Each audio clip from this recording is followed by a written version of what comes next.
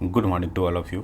जैसा कि आप सभी को पता है, हम लोग यहाँ पर चर्चा कर रहे हैं मध्यकालीन भारत से मुग़ल सल्तनत से महत्वपूर्ण एमसीक्यूज़ को, जिसमें से हम लोगों ने 26 क्वेश्चन को एक्सप्लेनेशन के साथ कवर किए हैं। अगर वो वीडियो आप नहीं देखे हैं तो प्लेलिस्ट से जाकर के अवश्य देख लें। आपसे एक गुजारिश है कि अगर ये वीडियो पसंद आए तो एक लाइक और सब्सक्राइब अवश्य करें, ताकि मुझे भी लगे कि मेरा प्रयास सफल हो रहा है। शुरुआत करते हैं आज का पहला प्रश्न से। प्रश्न है कि हेमू एवं अकबर के बीच 5 नवंबर 1556 ईस्वी को निम्नलिखित में से कौन सा युद्ध लड़ा गया था? तो इसका उत्तर होगा ऑप्शन ए, पानीपत का द्वितीय युद्ध। एक्सप्लेनेशन में देखते हैं तो पानीपत के द्वितीय युद्ध में हेमू और अकबर दोनों सेनाओं के मध्य युद्ध हुआ, जिसमें हेमू पराजित हुआ और उसकी हत्या कर दी गई। अगला फैक्ट है कि दिल्ली और आगरा पर पुनः मुगलों का अधिपतन हो गया। प्रथम युद्ध द्वारा भारत में मुगल वंश की स्थापना हुई, परंतु वह अस्थायी नहीं थी। द्वितीय युद्ध में मुगल सत्ता को पुनर्स्थापित और सुदृढ़ कर दिया, जो कई सदियों तक अस्थायी रहा। प्रश्न है कि मध्यकाल के दौरान एकमात्र हिंदू शासक कौन था जो दिल्ली के सिंहासन पर बैठा था? तो इसका उत्तर होगा हेमचंद्र। एक्सप्लेनेशन में देखते हैं तो आदिल शाह सूर ने चुनार को अपनी राजधानी बनाया तथा हेमू को मुगलों को हिंदुस्तान से बाहर निकालने के लिए प्रधानमंत्री नियुक्त किया। मुसलमानी शासन में मात्र 2 हिंदू, टोडरमल एवं हेमू ही प्रधानमंत्री के पद तक पहुंच सके थे, जबकि मात्र एक ही हिंदू अर्थात हेमू दिल्ली के सिंहासन पर बैठा। हेमू आगरा और ग्वालियर पर अधिकार करता हुआ 7 अक्टूबर 1556 ईस्वी को तुगलकाबाद में तारदी बेग को परास्त कर दिल्ली पर कब्जा कर लिया, है ना। तो इसे याद रखना है, किसे परास्त कर दिल्ली पर कब्जा किया था? तो तारदी बेग को।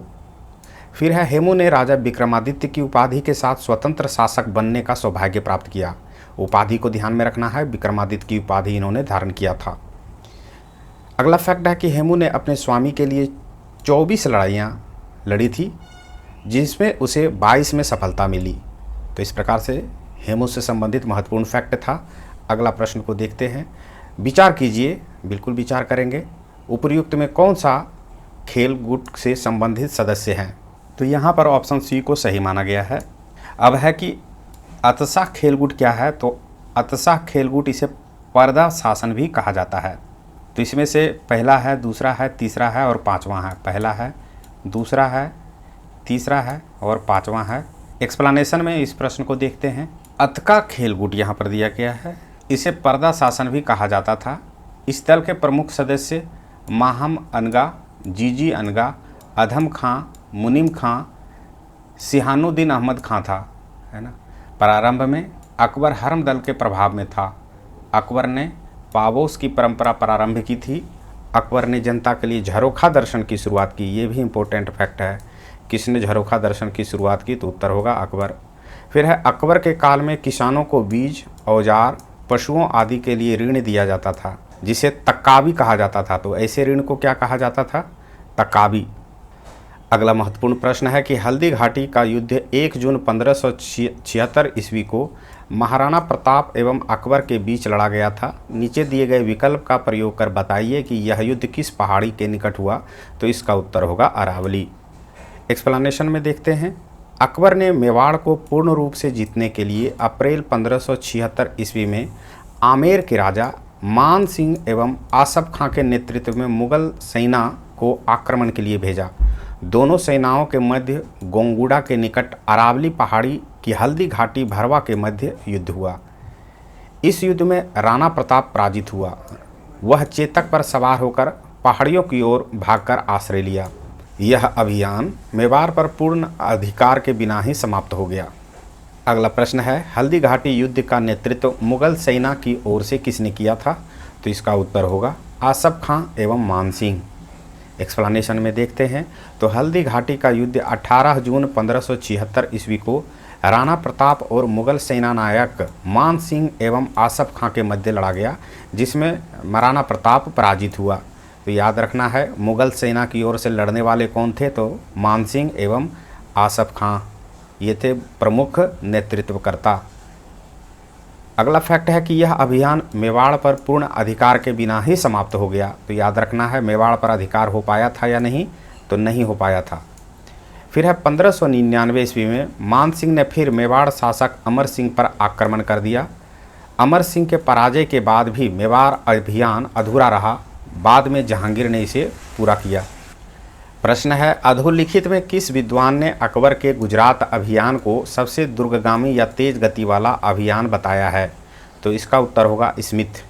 एक्सप्लेनेशन में देखते हैं तो गुजरात एक समृद्ध, उन्नतिशील एवं व्यापक केंद्र के रूप में प्रसिद्ध था, इसलिए अकबर इसे अपने अधिकार करने हेतु अधिक उत्सुक था। 1572 ईस्वी में अकबर ने इसे जीतने के लिए प्रस्थान किया। उस समय वहाँ का शासक मुजफ्फर खां तृतीय था। तो याद रखना है, जिस समय अकबर गुजरात को जीतने के लिए प्रस्थान किया उस समय वहाँ के शासक का नाम क्या था? तो मुजफ्फर खां तृतीय था। इसी प्रश्न का महत्वपूर्ण फैक्ट है कि 2 सितंबर 1573 ईस्वी को अकबर ने गुजरात पर कब्जा कर लिया। उसके वित्त तथा राजस्व का पुनर्गठन टोडरमल ने किया, जिसका कार्य उस प्रांत में शिहाबुद्दीन अहमद ने 1573 से 1584 ईस्वी तक किया। यानी कि राजस्व विभाग का पुनर्गठन टोडरमल के द्वारा किया गया और इस राजस्व विभाग का कार्य का देखरेख शिहाबुद्दीन अहमद ने 1573 ईस्वी से 1584 ईस्वी तक किया। अगला फैक्ट है कि गुजरात में ही अकबर सर्वप्रथम पुर्तगालियों से मिला और उसने पहली बार समुद्र को देखा। प्रश्न आ सकता है कि अकबर ने सर्वप्रथम किस विदेशी से मिला या किस यूरोपीय शक्ति से मिला? तो उत्तर होगा पुर्तगालियों से। प्रश्न ऐसा भी पूछ सकता है कि सर्वप्रथम अकबर ने समुद्र को कहाँ देखा? तो उत्तर होगा गुजरात में। इसी प्रश्न से मिलता जुलता एक और प्रश्न है। पहला है कि सिसोदिया राजपूत वंश ने अकबर की अधीनता स्वीकार नहीं की थी। दूसरा है अकबर ने पहली बार खंभात की खाड़ी में समुद्र को देखा और यही पुर्तगालियों से भी मुलाकात की। तो उपयुक्त में कौन से कथन असत्य है, यानी कि हमें बताना है कौन से कथन गलत है। तो इनमें से कोई नहीं है ना, यानी कि दोनों कथन जो है वो मूल रूप से सत्य है। एक्सप्लेनेशन में देखते हैं तो अकबर का समकालीन मेवाड़ शासक सिसोदिया वंश का राणा उदय सिंह था। उसने मुगल सम्राट अकबर की अधीनता स्वीकार नहीं की। अकबर ने मेवाड़ को अपने अधीन करने के लिए 1576 ईस्वी में चित्तौड़ के किले पर आक्रमण कर दिया। उदय सिंह किले की सुरक्षा का भार जयमाल और फतेह सिंह को सौंपकर समीप के पहाड़ियों में खो गया। अगला फैक्ट है कि गुजरात में ही अकबर सर्वप्रथम पुर्तगालियों को मिला और यहीं पर उसने पहली बार समुद्र को देखा, जिसकी चर्चा हम लोग प्रीवियस प्रश्न में भी कर चुके हैं। तो यहाँ पर हमें देखना है कि सिसोदिया वंश के वो कौन से राजा थे? तो राजा राणा उदय सिंह था, है ना, जिसने मुगल सम्राट की अधीनता स्वीकार नहीं की थी। अगला प्रश्न है कि अकबर द्वारा विजित प्रदेशों का कालक्रमानुसार व्यवस्थित कीजिए, जिसमें से ऑप्शन सी सही है। पहला जो आएगा प्रथम स्थान पर, उसके बाद तीसरा आएगा द्वितीय स्थान पर यानी बंगाल और गुजरात, कश्मीर आएगा तीसरे स्थान पर और बलूचिस्तान आएगा अंत में चौथे स्थान पर, जो कि दर्शाया गया है। एक्सप्लेनेशन में ईस्वी सन में कन्वर्ट करते हुए देखते हैं तो 2 सितंबर 1573 ईस्वी को गुजरात को अकबर के साम्राज्य में मिला लिया गया। अगला है 1576 ईस्वी में बंगाल एवं बिहार पर मुगलों का अधिकार हो गया। फिर है 1586 ईस्वी में कश्मीर का विलय मुगल साम्राज्य में हो गया। अगला फैक्ट है कि मीर मासूम के नेतृत्व में मुगल सेनाओं ने 1595 ईस्वी में बलूचिस्तान पर आक्रमण कर वहां के अफगानों को हराकर उसे मुगल साम्राज्य में मिला लिया। तो याद रखना है, बलूचिस्तान पर जो आक्रमण हुआ था किसके नेतृत्व में हुआ था? तो मीर मासूम के नेतृत्व में हुआ था। अगला फैक्ट है कि 1591 ईस्वी में सिंध पर मुगलों का अधिकार हो गया। तो क्रमवार रूप से आपको इन सभी ईस्वी सन को याद रखना है। अगला प्रश्न है कि बंगाल एवं बिहार को अकबर ने किस वर्ष मुगल साम्राज्य में मिलाया? तो इसका उत्तर ऑप्शन बी होगा 1576 ईस्वी में। एक्सप्लेनेशन में देखते हैं तो बिहार और बंगाल पर सुलेमान कर्रानी अकबर की अधीनता में शासन करता था। कर्रानी की मृत्यु के पश्चात उसका जो पुत्र दाऊद था उसने अपनी स्वतंत्रता की घोषणा कर दी। अकबर ने मुनीम खां के नेतृत्व में मुगल सेना ने दाऊद को परास्त करने के लिए भेजा। तो याद रखना है, अकबर ने दाऊद को परास्त करने के लिए किसे भेजा था? तो उत्तर होगा मुनीम खां, है ना, यानी कि मुनीम खां के नेतृत्व में सेना को भेजा था। इसी प्रश्न का महत्वपूर्ण फैक्ट है कि मुनीम खां ने दाऊद को सुवर्ण रेखा नदी के पूर्वी किनारे पर स्थित तुकरोई में 3 मार्च 1575 को पराजित किया, है ना। यहाँ पर दाऊद खां पराजित हो जाता है कब? 1575 होना चाहिए, 1575 यहाँ पे प्रिंटिंग मिस्टेक है। फिर है दाऊद की मृत्यु जुलाई 1500, यहाँ फिर 19 है, यहाँ पे होना चाहिए 1576। फिर है दाऊद की मृत्यु जुलाई 1576 ईस्वी में हो गई। इस तरह बंगाल एवं बिहार पर मुगलों का अधिकार हो गया। अगला प्रश्न है निम्न में कौन सुमेलित नहीं है? तो यहाँ पर ऑप्शन ए है जो कि सुमेलित नहीं है। कश्मीर का शासक ज्ञानी बेग को बताया, जो कि गलत है। बाकी बात बंगाल एवं बिहार के जो शासक थे दाऊद खां उस समय था, ये सही है। काबुल के शासक थे मिर्ज़ा हकीम। कंधार के शासक थे मुजफ्फर हुसैन। एक्सप्लेनेशन में देखते हैं, बंगाल और बिहार का शासक सुलेमान कर्रानी की मृत्यु के पश्चात दाऊद खां बना था। अगला है कि मिर्ज़ा हकीम जो अकबर का सौतेला भाई था, काबुल का स्वतंत्र शासक था। फिर है कंधार का सूबेदार मुजफ्फर हुसैन था और कश्मीर का शासक यूसुफ खान था। तो यहाँ पर जो कश्मीर का शासक ज्ञानी बेग बताया है ये गलत है, होना चाहिए था यूसुफ खां। अगला फैक्ट है कि मुगलों के आक्रमण के समय गुजरात का शासक मुजफ्फर खां तृतीय था। इसकी चर्चा प्रीवियस क्वेश्चन में भी हो चुकी है। फिर है कि अकबर का समकालीन मेवाड़ शासक सिसोदिया वंश का शासक राणा उदय सिंह था, जिसकी चर्चा भी हम लोग पिछले प्रश्न में किए थे कि इन्होंने अकबर की अधीनता स्वीकार नहीं किया था। अगला प्रश्न है कि निम्न कथनों पर विचार करें। पहला है अकबर ने गुजरात विजय के उपरांत, या कहें अकबर ने गुजरात विजय के उपलक्ष्य में बुलंद दरवाज़ा का निर्माण करवाया था। दूसरा है मुगल वंश का प्रथम शासक अकबर था जिसने दक्षिण भारतीय क्षेत्र को अपने साम्राज्य में मिलाया। तीसरा है कि दक्षिण भारत का प्रवेश द्वार खानदेश को कहा जाता है। तो यहाँ पे हमें बताना है कितने कथन सत्य हैं। तो तीनों कथन को सत्य माना गया है। एक बार इस प्रश्न को पॉज करके अवश्य देख लें, है ना। ये प्रश्न जो है ऑप्शन अक्सर एग्जामिनेशन में रिपीट होते रहता है कि दक्षिण भारत का प्रवेश द्वार, है ना, किसे कहा जाता है? तो उत्तर है खानदेश को। एक्सप्लेनेशन में चर्चा करते हैं। तो सीकरी स्थित जामा मस्जिद के दक्षिणी दीवार में भारत के सबसे ऊंची द्वार बुलंद दरवाज़ा का निर्माण करवाया गया था। बहमनी राज्य के विखंडन के उपरांत बने राज्यों खानदेश, अहमदनगर, बीजापुर, गोलकुंडा को अकबर ने अपने अधीन करने के लिए 1591 ईस्वी में एक दूत मंडल को दक्षिण की ओर भेजा। फिर है मुगल सीमा के सर्वाधिक नज़दीक होने के कारण खानादेश ने मुगल आधिपत्य को स्वीकार किया। खानादेश को दक्षिण भारत का प्रवेश द्वार भी माना जाता है। तो इस प्रकार से इस प्रश्न का एक्सप्लेनेशन था। अगला प्रश्न है अकबर का इबादत खाना वह स्थान था जहां, ऑप्शन भी सही है, कि विभिन्न धर्मों के मध्य वाद विवाद एवं चर्चाएं होती थी। एक्सप्लेनेशन को देखें तो अकबर का इबादत खाना जिसे प्रार्थना हॉल के रूप में भी जाना जाता है 1575 ईस्वी में फतेहपुर सीकरी में इसे स्थापित करवाया गया था। इसी प्रश्न का अगला फैक्ट है कि इसकी स्थापना अकबर ने विभिन्न धार्मिक समुदायों के विद्वानों, दार्शनिक और धर्मगुरुओं के बीच धार्मिक और दार्शनिक चर्चाओं के लिए की थी। फिर है कि इबादत खाना अकबर के सुलह कुल की नीति का एक हिस्सा था जिसके तहत उन्होंने विभिन्न धर्मों के बीच सामंजस्य को बढ़ावा दिया। अगला प्रश्न है कि अकबर के शासनकाल के लिए महत्वपूर्ण स्रोत तारीख ए अकबरी फारसी भाषा के विद्वान में से किसके द्वारा लिखी गई थी? तो इसका उत्तर होगा आरिफ कंधारी, है ना। तारीख ए अकबरी फारसी भाषा में लिखा गया था। इसकी चर्चा करते हैं। तो तारीख ए अकबरी मोहम्मद आरिफ कंधारी द्वारा लिखी गई थी। इस ग्रंथ में अकबर के शासनकाल की विभिन्न घटनाओं, उनकी नीतियों, प्रशासनिक व्यवस्था और साम्राज्य के सामाजिक आर्थिक जीवन की जानकारी मिलती है। फिर है अबुल फजल ने आईने अकबरी तथा अकबरनामा लिखा, है ना। फिर यहाँ पे एक फैक्ट बन के आ रहा है कि किसने आईने अकबरी और अकबरनामा लिखा? तो उत्तर होगा अबुल फजल। फिर है हाजी अहमद सरहिंदी ने अथर्ववेद का फारसी में अनुवाद किया था। तो अथर्ववेद में फारसी में अनुवाद करने वाले अनुवादक का नाम क्या था? तो हाजी अहमद सरहिंदी था।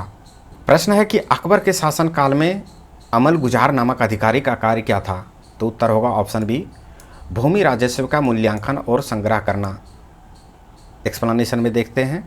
तो अकबर के शासनकाल में अमल गुजार वह अधिकारी होता था जो राज्य के विभिन्न हिस्सों में कर संग्रहण के लिए जिम्मेदार होता था।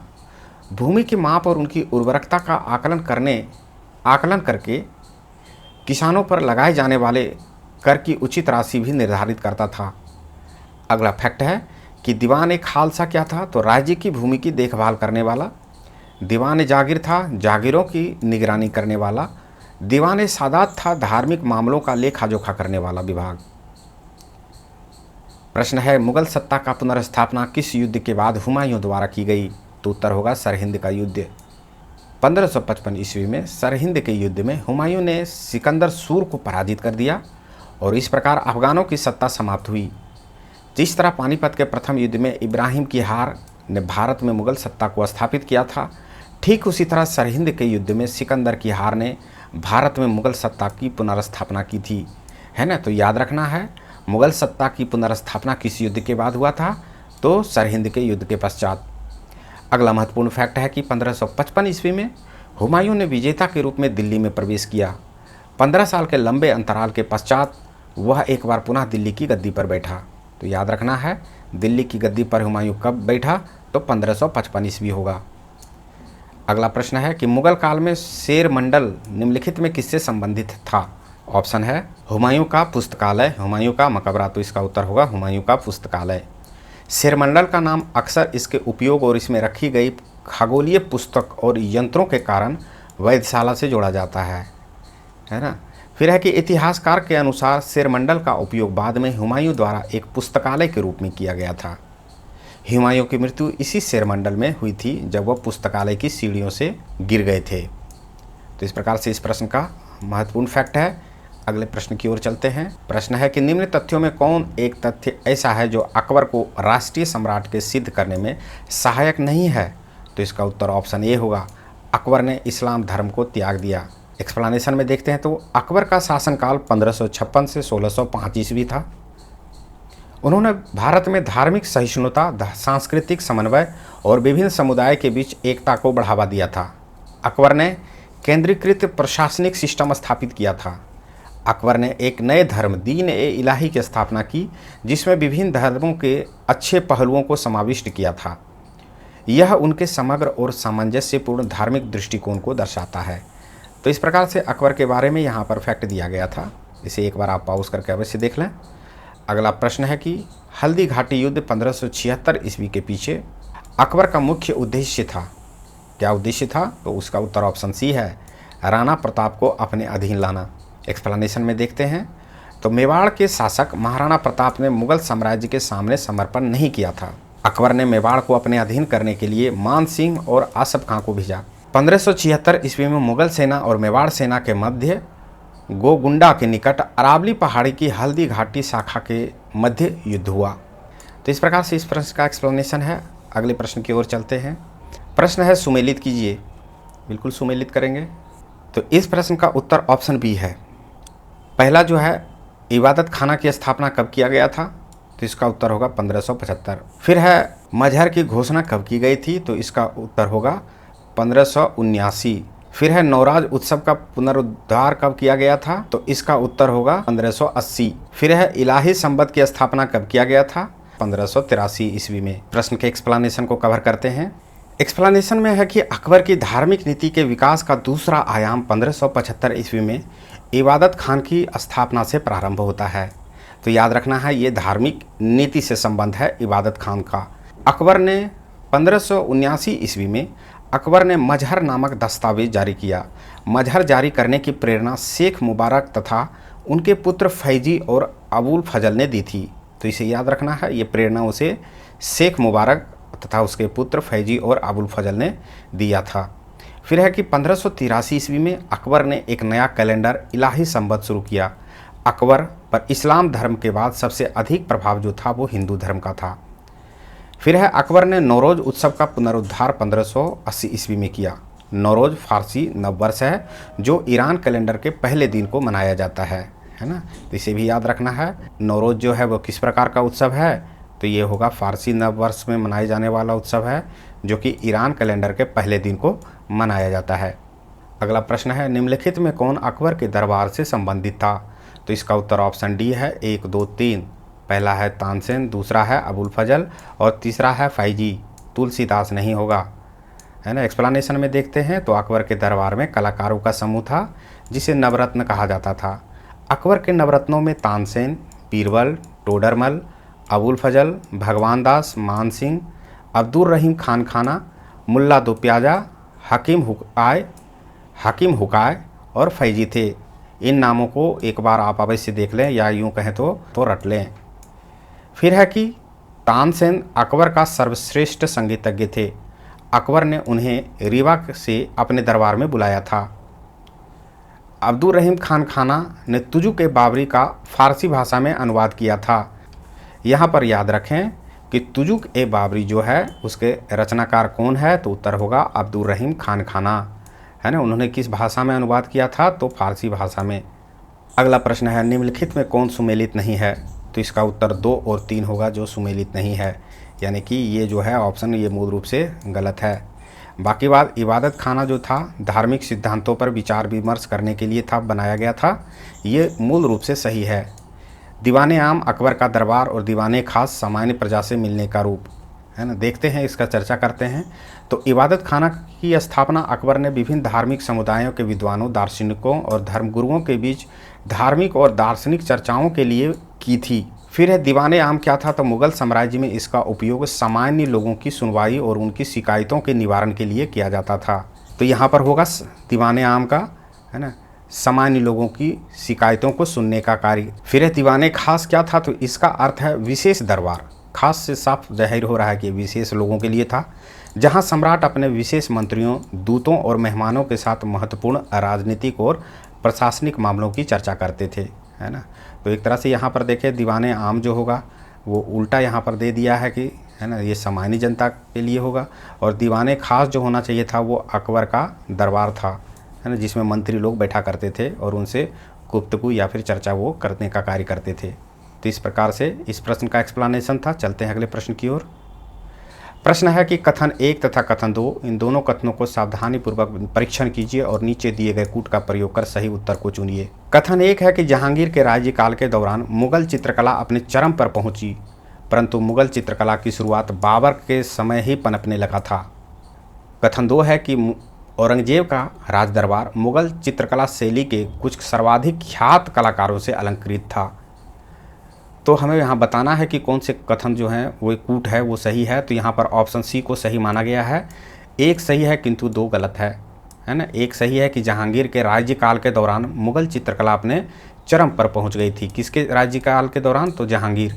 परंतु मुगल चित्रकला की शुरुआत बाबर के समय ही पनपने लगा था, है ना। तो इसे याद रखना है, शुरुआत जो हुआ था वो बाबर के समय ही हुआ था। दूसरा जो है वो गलत क्यों है, इसकी चर्चा करते हैं। तो जहांगीर के शासनकाल के समय चित्रकला में भारतीय पद्धति का विकास हुआ। जहांगीर के समय काल में मुगल चित्रकला अपने चरम पर पहुंची। इस समय के कुछ प्रमुख चित्रकार थे फारूक बेग, मंसूर, विशनदास, अबुल हसन। इन नामों को आपको याद रखना है कि इस समय के चित्रकार में से प्रमुख थे फारूक बेग थे, मंसूर थे, विशनदास थे और अबुल हसन थे। किसके शासनकाल में, तो जहांगीर के शासनकाल में। फिर है कट्टर मुसलमान होने के कारण औरंगजेब चित्रकला तथा संगीत के इतना विमुख रहा कि लघु चित्रकला को पूरी तरह से प्रतिबंधित कर दिया।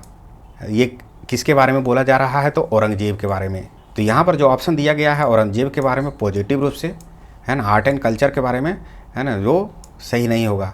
चित्रकला शैली के कुछ सर्वाधिक ख्यात कलाकारों से अलंकृत था, ये बात गलत है। वो इसके खिलाफ था। नाच गाना, संगीत, चित्रकला इसके खिलाफ थे औरंगजेब।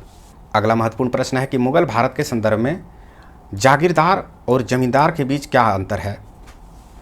तो इसका उत्तर है, हमें सही प्रश्न बताना है। तो यहाँ पर जो ऑप्शन दिया गया है इसमें कहा गया कि ना तो 1 सही है और ना ही 2 सही है।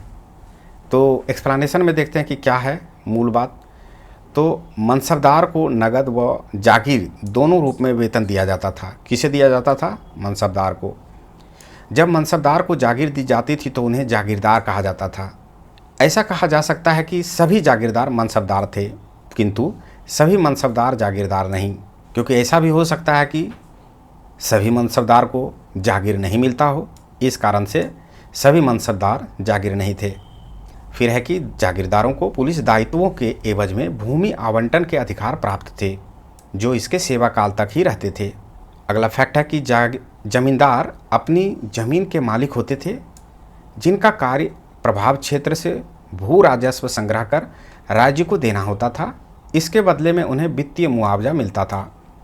तो ये जमींदार के रूप में ये बताया गया है। फिर है कि इनके राजस्व अधिकार वंशानुगत होते थे, हालांकि इनका मुख्य दायित्व तो राजस्व उगा ही होता था।